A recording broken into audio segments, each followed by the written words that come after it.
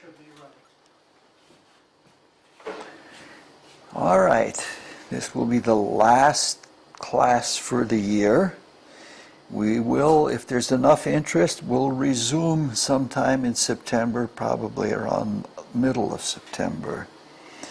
And this is we're in the section of cosmography,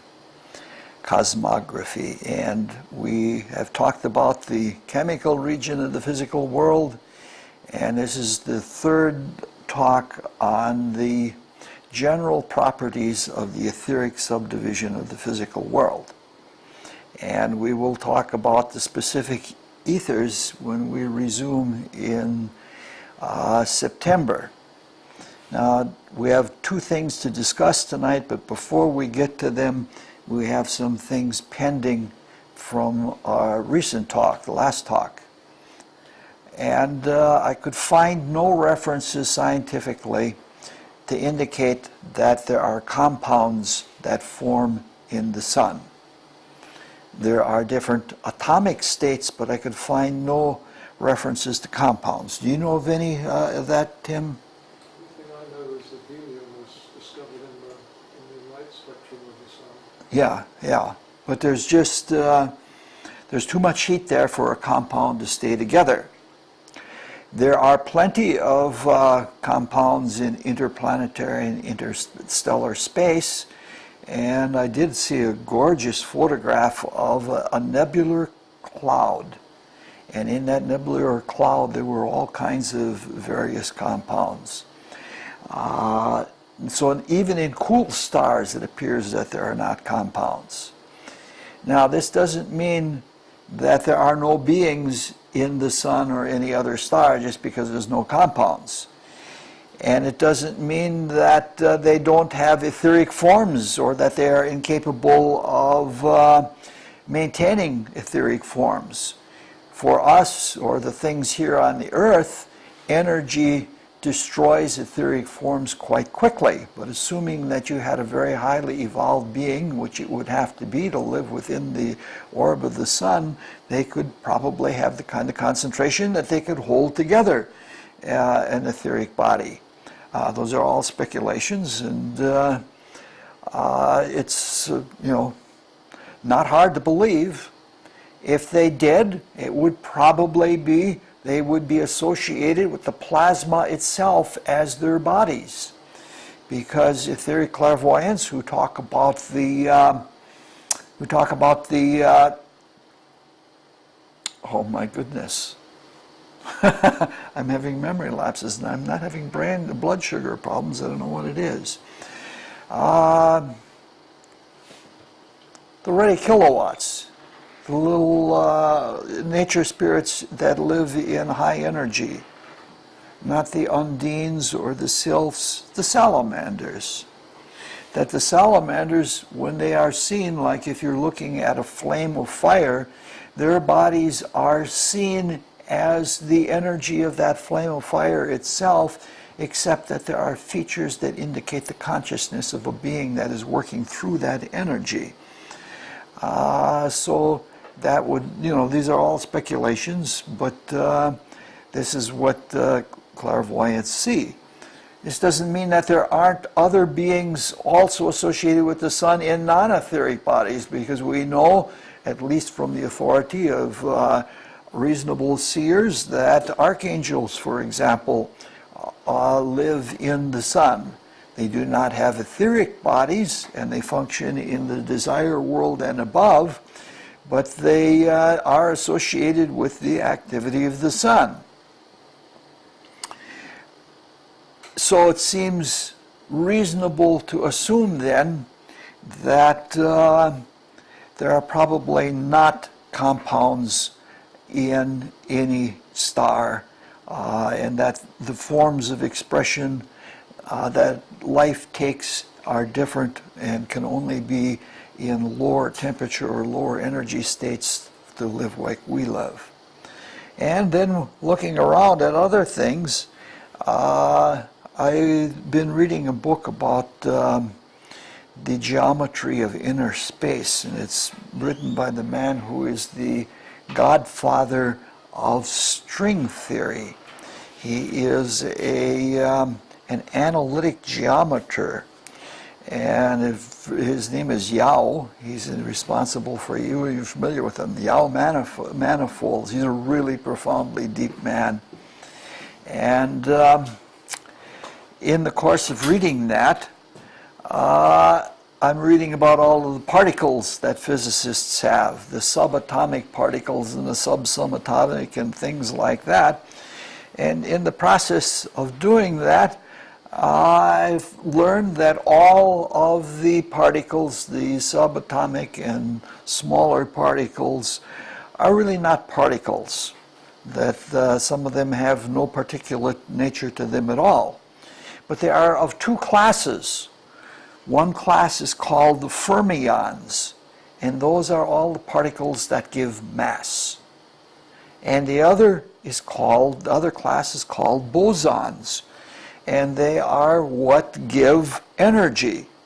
So they're finding out in their very obscure, indirect way, with all of the big colliding beams and things like that, they're finding out the same thing about the ethers that mysticism has said all along, that the state of the ethers is energy formed into mass or matter, and that they're seeing that that's exactly what the case is, that there are two states of the same thing.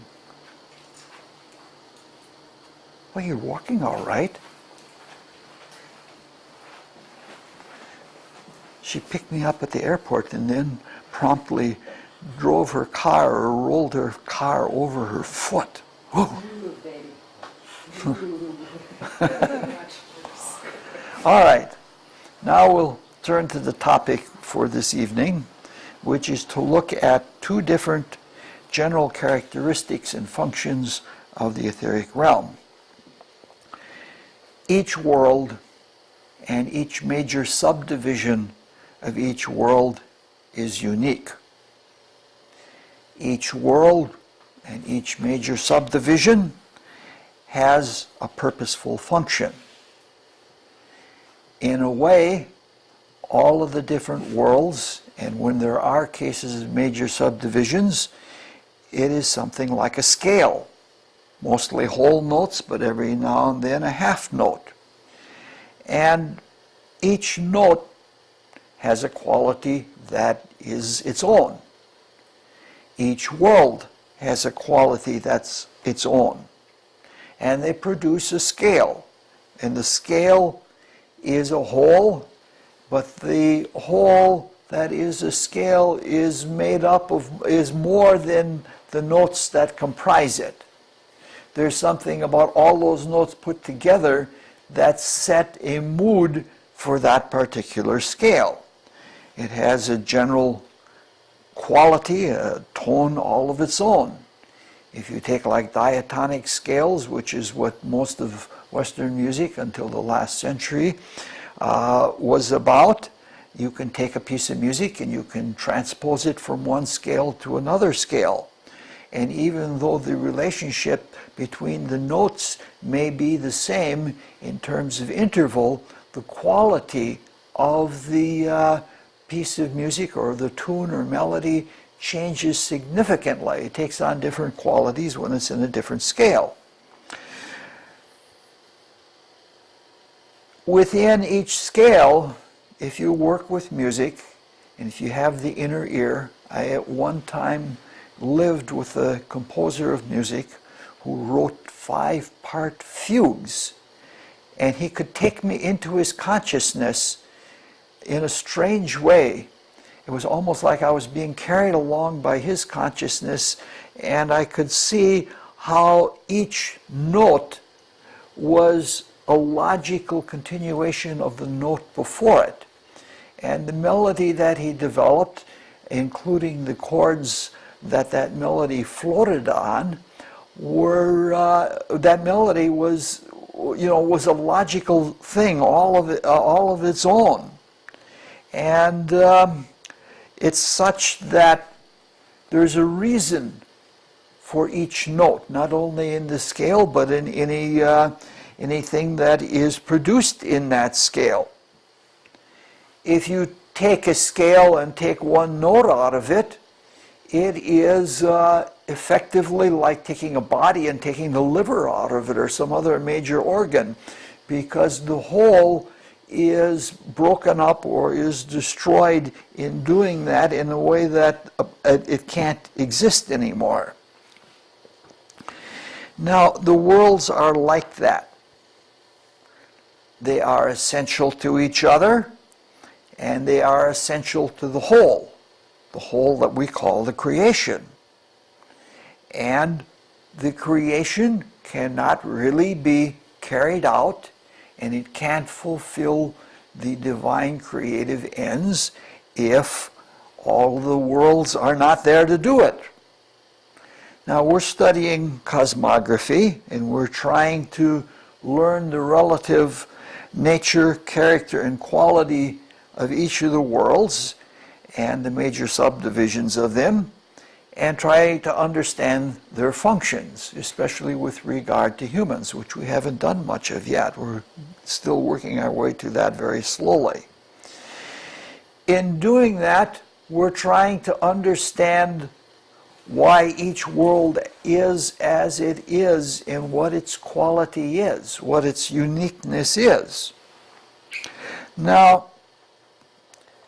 some worlds or major subdivisions seem to have more standout difference from all of the other worlds than others, such that one is tempted to say something like some worlds are more unique than others, but that is a violation of grammar and logic at the same time, so you can't really say it. But some things do have standout differences. And the etheric subdivision of the physical world is like that.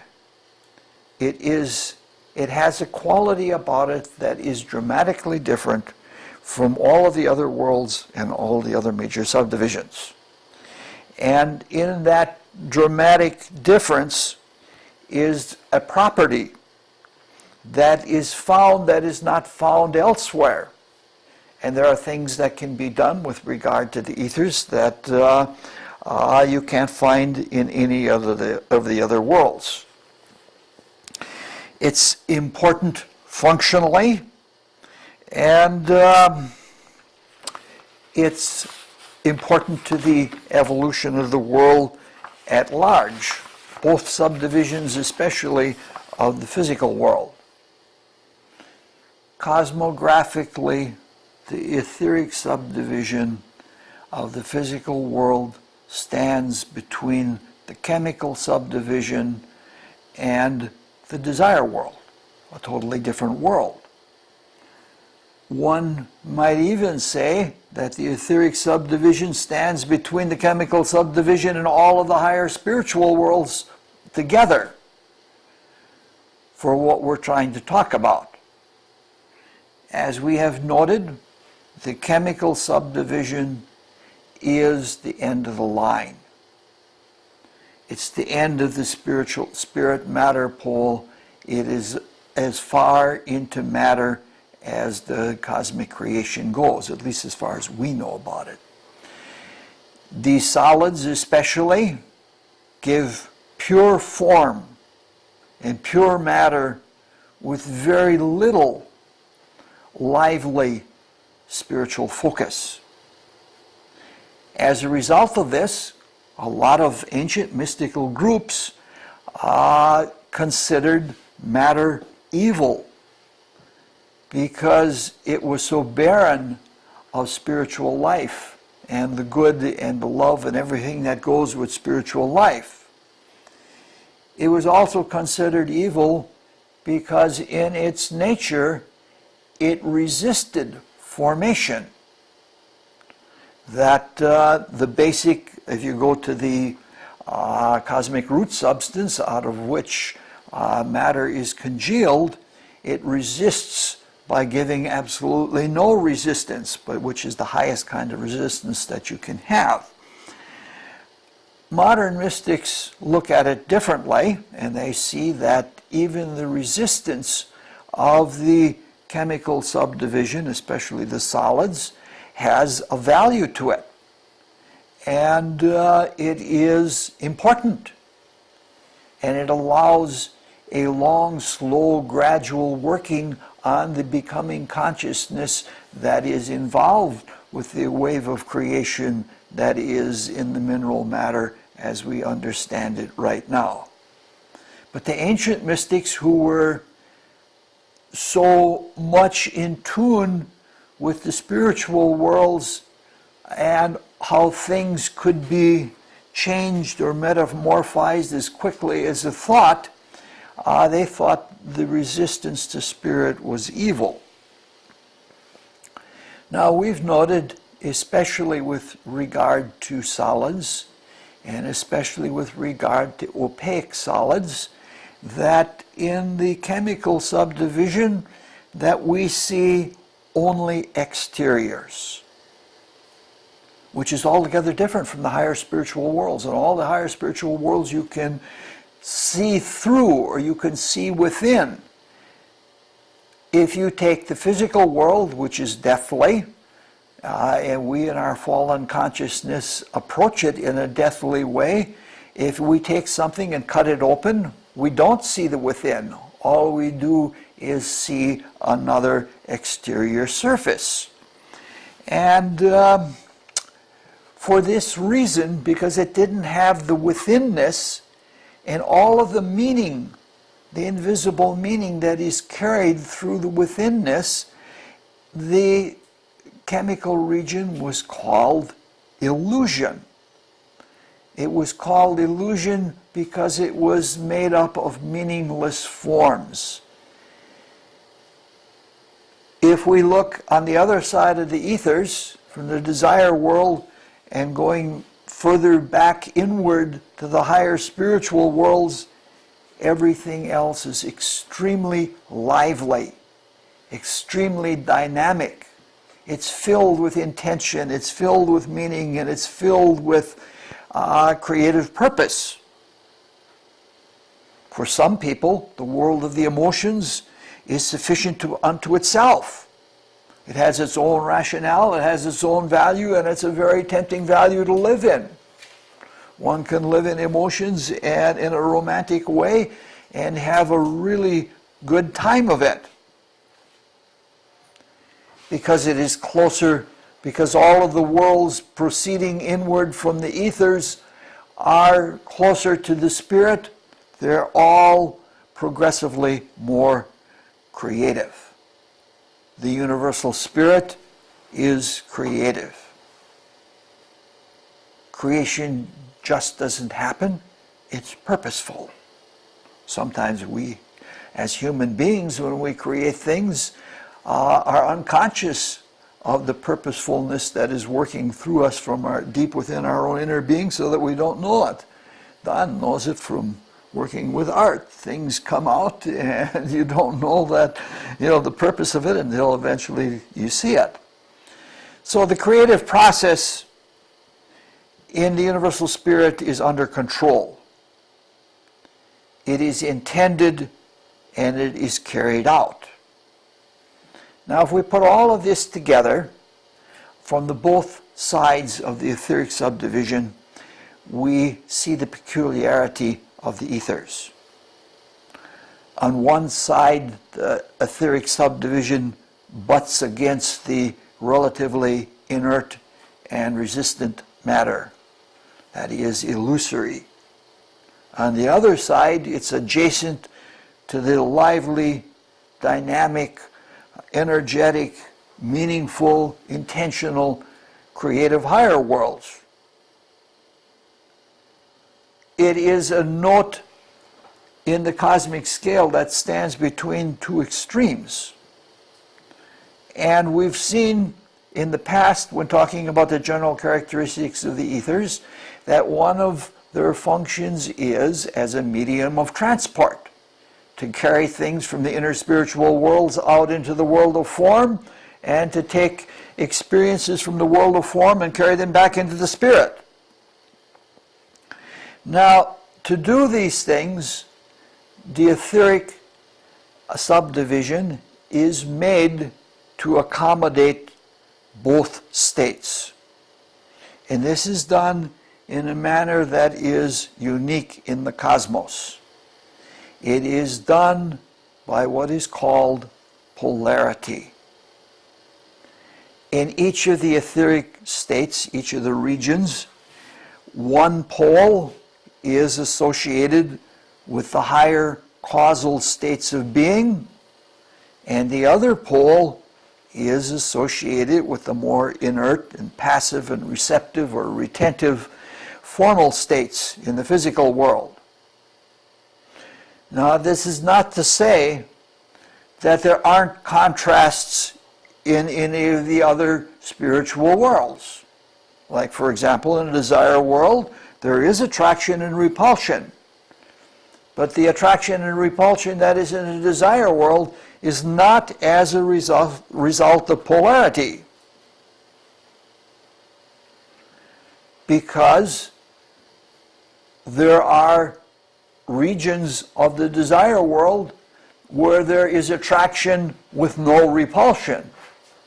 What would, in analogy in the physical realm, be called something like a magnetic monopole, which is something that doesn't exist. Now, what we're trying to say then is that polarity, as polarity, where a unified force or a unified state of being is divided to accomplish something through the differences of the two poles, is something that happens in the etheric subdivision. We said in one of the previous talks to this that the ethers are a medium of transfer. Creative activities, directive activities from the higher spiritual worlds are carried into the chemical region of the physical world through the ethers.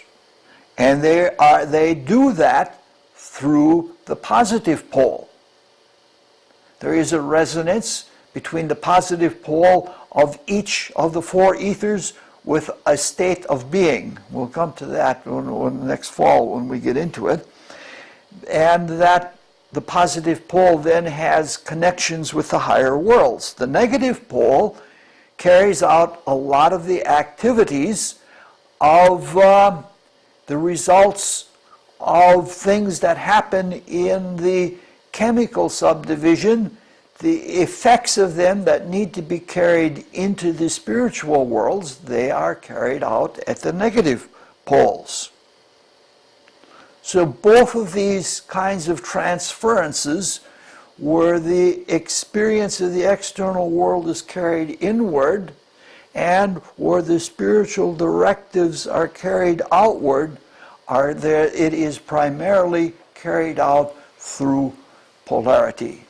Now, this description is very simplistic, and we'll find out later on that it's much more complicated than that, but at least we can see that this is the functionality and the thing that is unique about the ethers.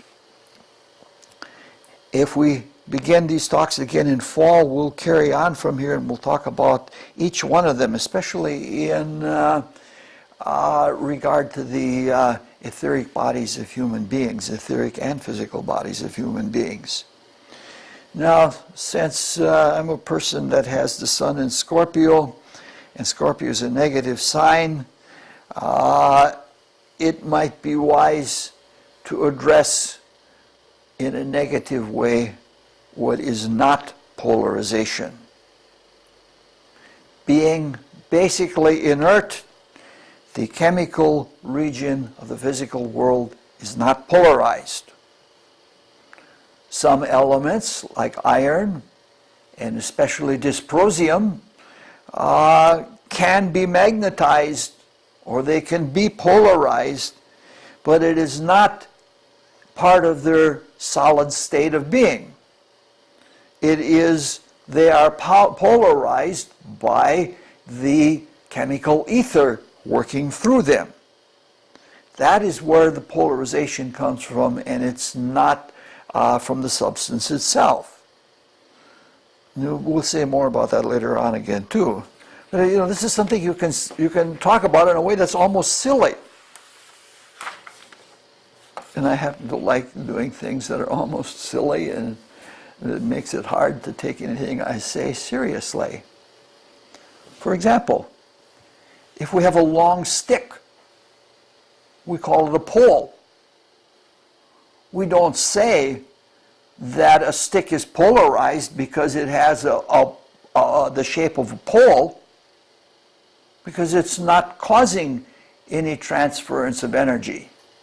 Actually, it really is, but it's so technically it is, but the energy that is carried by it is so faint, and again, it's etheric energy, and it's a pretty far-fetched thing.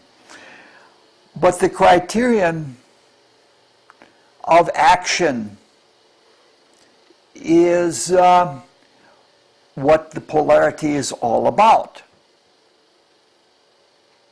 There has to be a flow. There has to be a flow of energy that polarizes and that accomplishes things. That the medium of transfer, it isn't just something that gets carried through the ethers. It is that there is a flow that passes through the ethers, and that flow has living energy in it. This is something we've been saying all along, and we even talked about it just a few minutes ago with regard to fermions and bosons. There are flows of energy and there are forms of energy. Now, not every flow is the same as the polarized flow of the ethers. If we have a stream running down a mountainside, there's a flow there, but we don't say that the stream is polarized, and we don't say that there is a attractive or a repulsive energy at the poles of the stream. We say that the stream is a consequence of water reacting to gravity. Gravity is a kind of attraction, but gravity isn't polarized. If anything, it's due to an evacuative concentration, which is a hint to something we'll talk about again. I'm talking all in the future and not right now. It's one of those things. What we're trying to get at here is that there is a specifically divided force, and that force that is divided seeks unity. And in its seeking unity, it is capable of accomplishing objectives, divine creative objectives, and it is a way for bringing lively spiritual worlds into basically dead material matter. Since it is a whole that is broken up, there is an equal division. One pole is not stronger than the other pole. The concept of a magnetic monopole precludes the concept of unity. So it's, in effect, like the old Zen koan, it's the sound of one hand clapping. There can't be any sound there. So what we're just trying to do is, in a really simple-minded way, we're just trying to say that we're trying to get at a specific state of being. And just as a specific pitch indicates a part of the scale, we're trying to keep things, or trying to describe things within harmonic limits. These are all things that we can experience.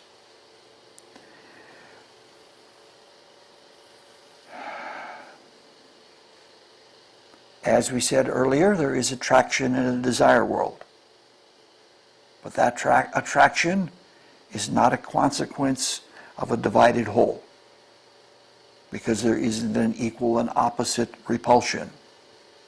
There is repulsion in the desire world, but it isn't a polarized kind of repulsion. And most of the desire world has attraction, and the greater quality of the entire desire world is attraction. So it is not an equally balanced kind of attraction and repulsion that we have from the division of energy as we find in polarity. There isn't the same kind of division in the desire world. To speak about atoms in the desire world is almost absurd. It's a totally different kind of stuff. All right, let's look at the etheric subdivision again. It is, as we've seen, unique. We've seen the thing that drives physicists almost batty with their curiosity, that it has both a particular and a fluidic nature to it. The same so-called particle, as physics describes things, can be seen either as a particle or as a wave.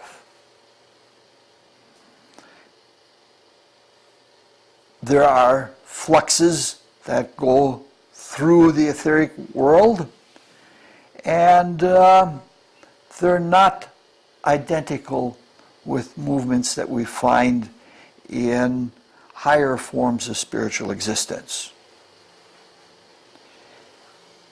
It is the specific interactions of life and differentiated positions that allows the ethers to carry out the functions of life and form, or of vitalization and formalization.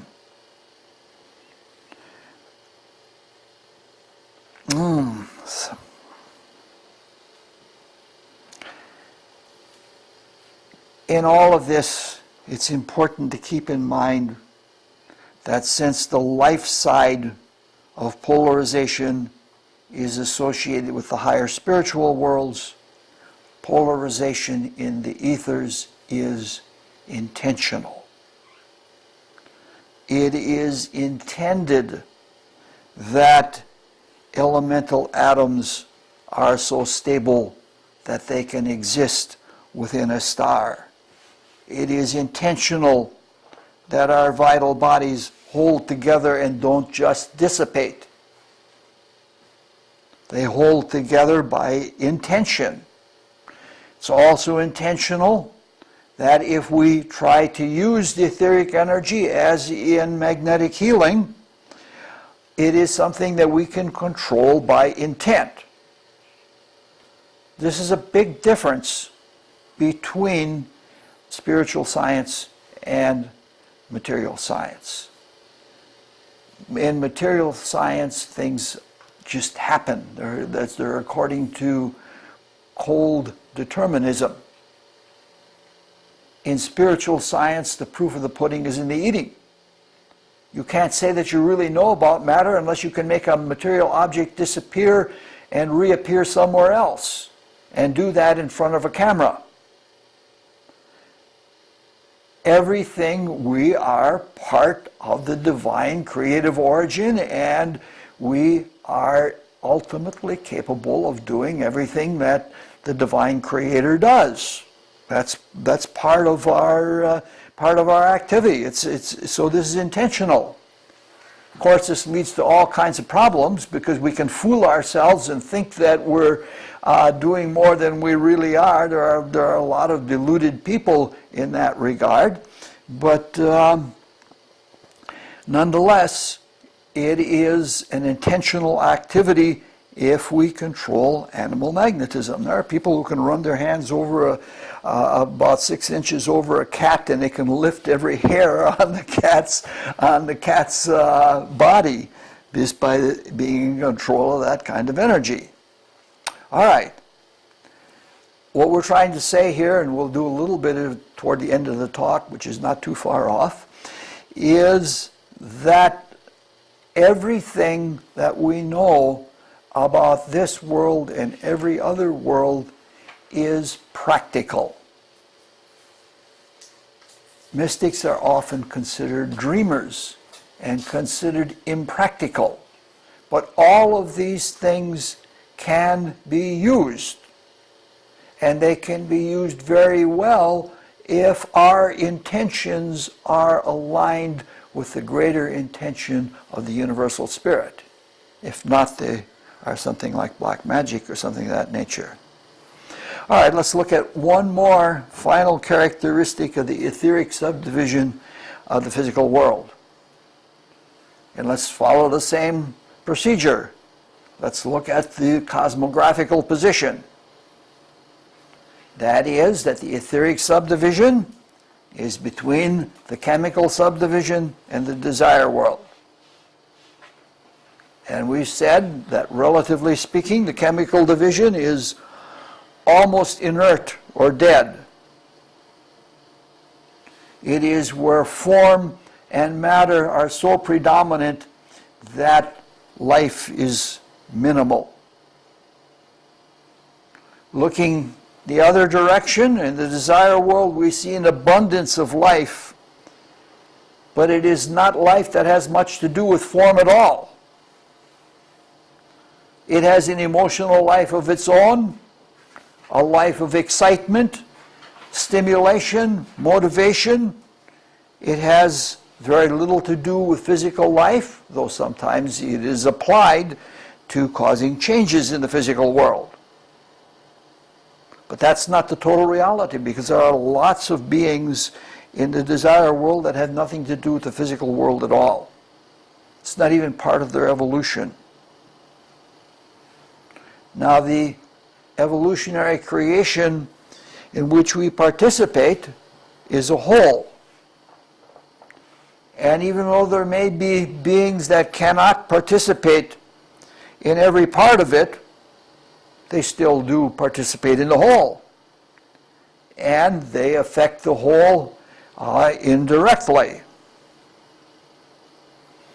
Now, most beings participate in the creation in several worlds at the same time, simultaneously. With regard to the desire world and both subdivisions of the physical world, that includes animals and humans. Animals and humans are spontaneously living in the physical world and in the etheric subdivision of the physical world and in the desire world. Now, all of the kingdoms that we see in the physical world, including the plants and the interactions of matter through the elements, are working on an activity in common. And that activity in common is one of the primary activities of the whole evolutionary creation. It is the spiritualization of matter. The spiritualization of matter is taking the potential that is associated with a wave of creation that is currently the stuff of matter and waking it up to spiritual potential. That is what is called the spiritualization of matter. Now, it's the humans and the animals that participate in this directly through the desire world. Now, this means several things, especially with regard to humans.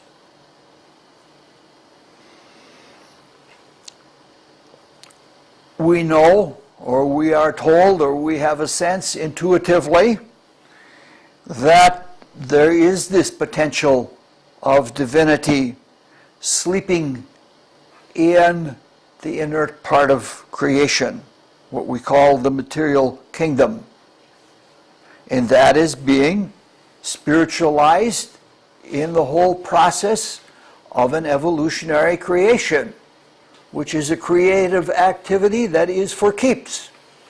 It's there to really change things and to really awaken things through a creative process.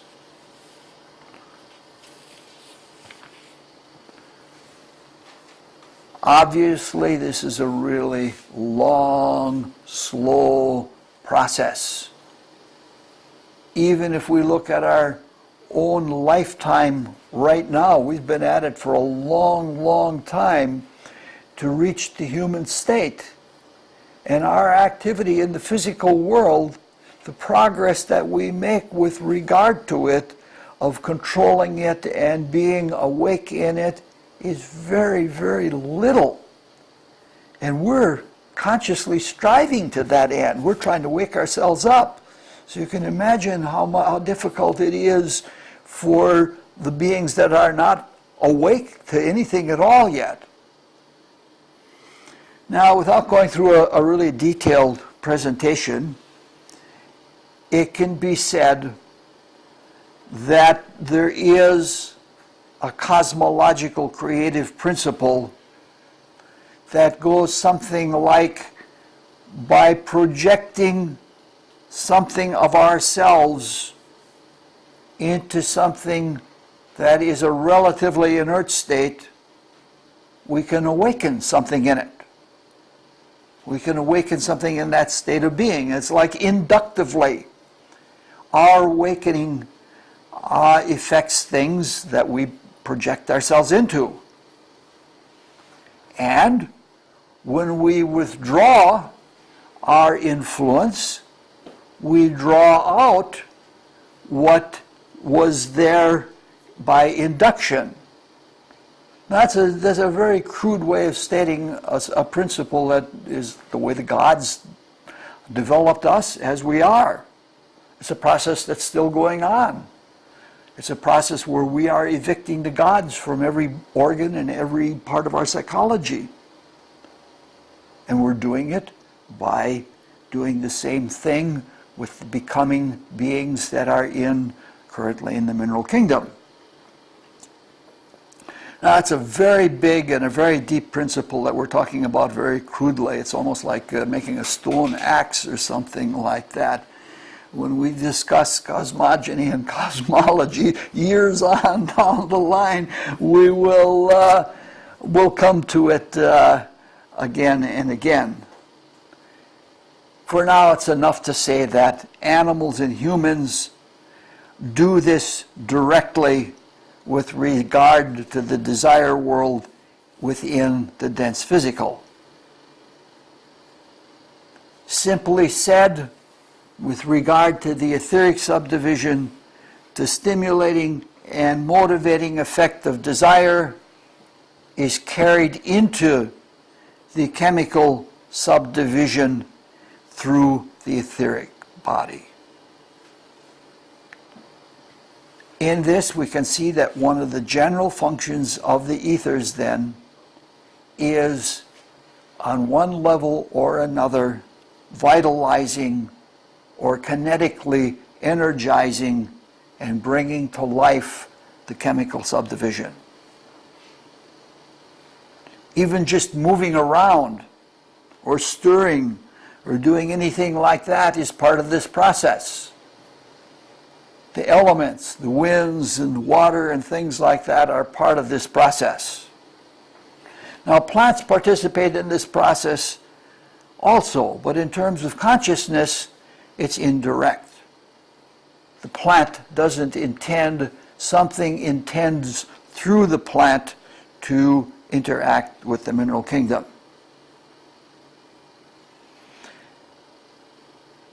No matter what the case, whether it's just the pure elements or whether it's plants or whether it is direct, as with the case of animals and humans, where desire changes the physical world and beings can move about and take things into their being as a conscious activity as a result of desire.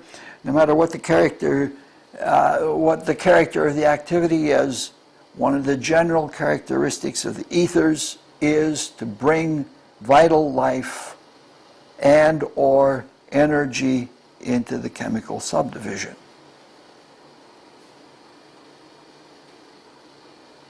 It's just a little sidelight, but let's look at things the other way, flowing inward.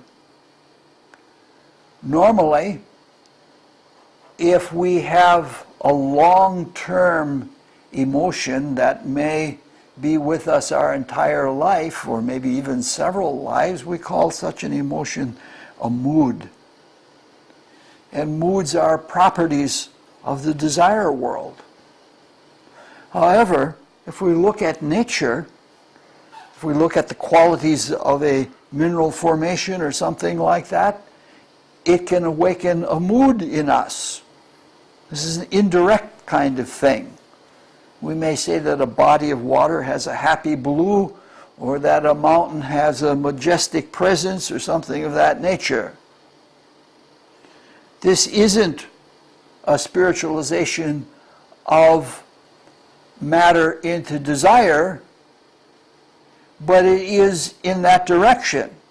What I'm trying to say is all of our life, if we are conscious of it, even the poetic qualities of our life, the little nuances of mood and emotion are part of this same activity. They're very teensy-weensy little steps, but they're steps. And it's important for us to be alive in these ways. Everything we do in the world, no matter how trivial it might seem, is part of this process.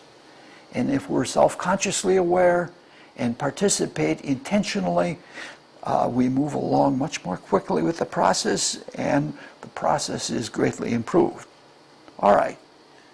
It's taken us 3 talks, but we have superficially gone through the ethers and have noted some of the general characteristics of the ethers. And for just a few seconds before we quit, we'll review various states, some more which are more important than others, but things that are characteristics of the ethers in general, and they are things that we can apply. Number 1, the ethers have a physicality, which means that they are part, or they are something that is experienced by impact, even though the impact may be more subtle than the wind. They are physical states, and the example that is given is, physicists would say, they have mass. They are subject to gravity. Second property of the ethers is that they are found to be or work in fields. This is important because we tend to think in material contexts, we tend to think in specific forms and not in terms of fields which are live and mobile and flowing. This is why it is good for us, if we are trying to awaken consciousness in the ethers, to not be so attached to particulars, to hard and fast things. Number 3, the ethers in experience have a quality of throughness, meaning to say they are not surface experiences. That to experience the ethers is with your consciousness to penetrate or to be drawn through the ethers.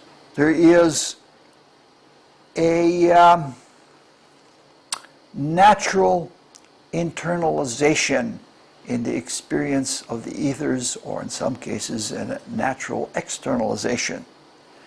That it is not static, it's not object-oriented, it is something that has a throughness or a withinness kind of quality that is more akin to the higher spiritual worlds than to the physical.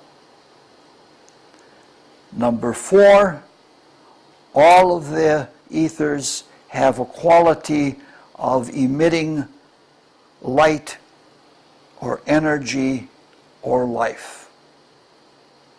That they are not there. This is again something that's very dynamic. That if there is a stance of the chemical subdivision to be residual, to go to the lowest gravitational spot and to not change. It is one of the qualities of the ethers to have a quality of life. And in that quality of life there is a giving too. So that in giving light or in giving life, this is in the basic nature of the ethers. Consequently, there is something attractive about them, but that's a little bit, we'll go on with that. Number 5, this is one of the more important things. The ethers are fluid. They are subject to things like fluid mechanics. However,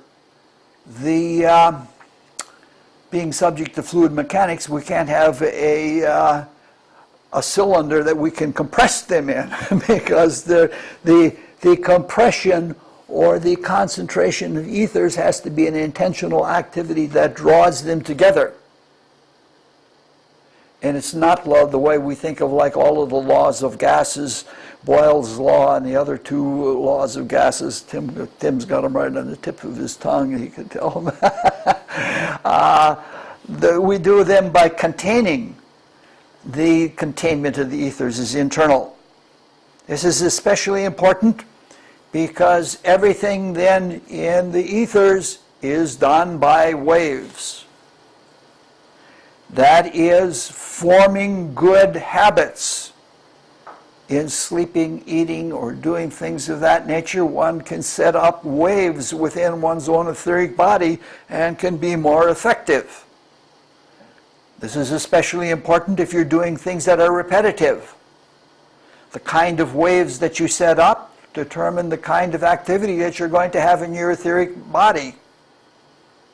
Of course, the ethers in their greatest concentration are plant-like. And we know that plants do not have a lot of motivation, and there's a tendency to vegetate. And so that same quality carries into working with habits. We can establish wonderful wave patterns, but what often happens is in our psychology, we vegetate and we fall asleep. And it's as important as it is to have habits, it is also to change habits so that that doesn't happen. That's part of the whole spiritual life, is being aware of what needs changing and what doesn't. Formation and maintenance of form is the 6th principle. We've talked about that.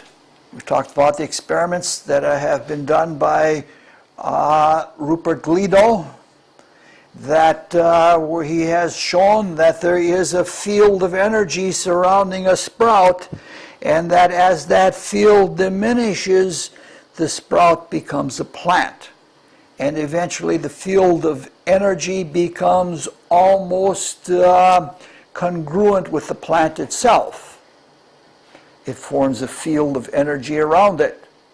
This is to say that the production and maintenance of form, whether it be the formation of crystals, whether it be the production of a plant, animal, or human body, is part of the activity of the ethers. You could say that some mystics do. They say that the ethers are formative forces. Number 7, the ethers are a vehicle of transfer. Some mystics claim that is their only function. They seem to be slightly misguided. They claim that the only reason for the ethers is to get us away from this world and into the spiritual worlds, and then we can forget about them. Not a healthy point of view. But all, as we've just noted tonight, all of things that come from the higher spiritual worlds that are being carried out to finalization in the chemical region of the physical world pass through the ethers. That is the function of taking something spiritual and materializing it. So it's another way of saying that they're formative, except that when experiences happen in the external world, those experiences are carried inward through the ethers. And since the first thing we said about the ethers was that they were physical, that almost everything that occurs in the external world as an experience is a physical experience. It's an impact. Even the impact of light on the rods and cones of our eyes is an impact.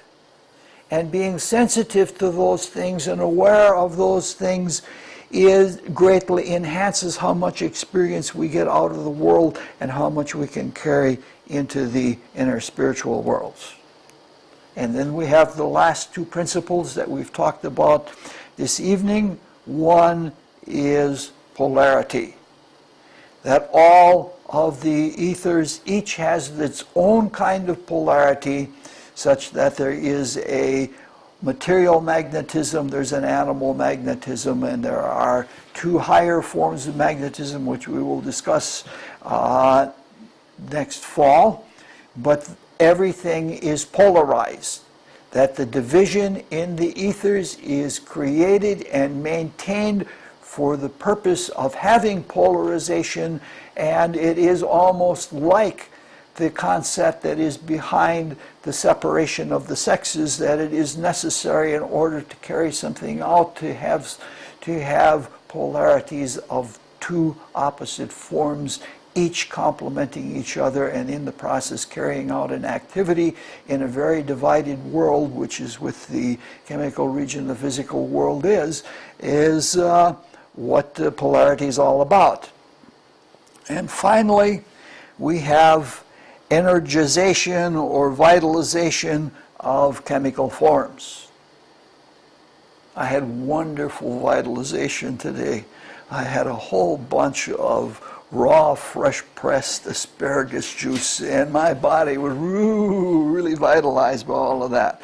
So we have 9 general properties of the ethers, each of which has a practical application, and now we're ready to look at each of the ethers and then move on to other states of cosmography and see what the whole cosmos looks like. Some of these 9 different statements we've made are more important than others, and some of them almost seem like they're corollary to others, and some are not so important, but they're all general characteristics of the ethers, and that's as far as we're going to go. Thank you. Are there any questions? Good, thank you very much.